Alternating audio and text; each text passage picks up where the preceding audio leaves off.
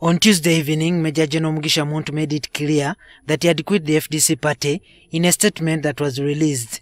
Muntu is a founding member of the FDC. Muntu first met the party president, Oboi Amuriat, to discuss a report on findings he compiled from consultations he had carried out across the country on whether he should stay or leave the FDC. The consultations were carried out between January and September this year. Today, Amuriat told NTV that he had envisaged Muntu's exit since he lost the November elections for the presidency.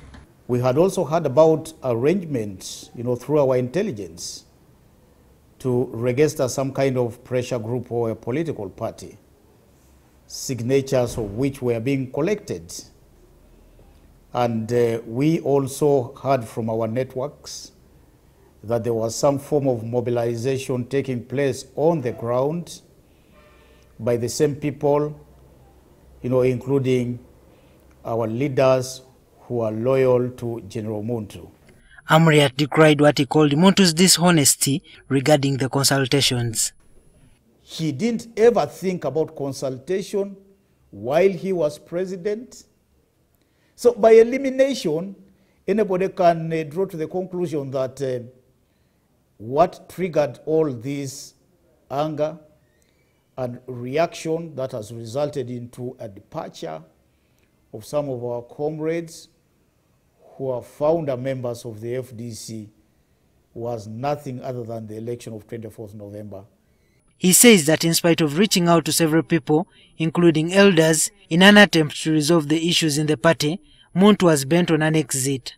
They chose to dupe the population that they were consulting, and yet they had actually made their decision. This is the highest level of dishonesty, and we would like to condemn that. The FDC leader says the departure of Muntu, a former army commander, will not tear the party apart, but they will continue to reach out to popularize the party further. We are going to be going out to the countryside to identify leaders from our villages, upwards to the sub-counties, and then eventually to constituencies and then districts. Hopefully, by around this time next year, we will have constituted our new delegates conference. And that will be a delegates conference of committed leaders.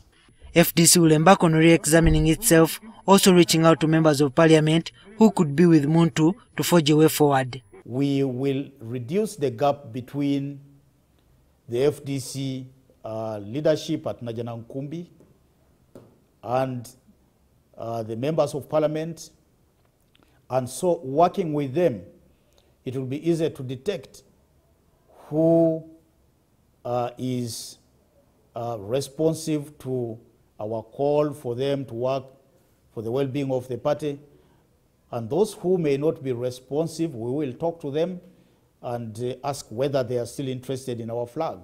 In another development, the leader of opposition in parliament, Beta Wolo Chan, advises the opposition to embrace the challenges across the political divide and consider them an opportunity for growth. There are diversities. So within FDC, there are diversities. But those diversities should be tapped as opportunity to let us grow instead of destroying us. She spoke during a visit to the Uganda People's Congress headquarters in Kampala, where she met Party President Jimmy Akena, who feels that the level of political intolerance in the country is alarming. In reality, we have so much to do as a nation in very little time. The levels, as I said earlier, the levels of intolerance in the political space is alarming. And it is not something which we should entertain, it's not something which should be allowed to grow.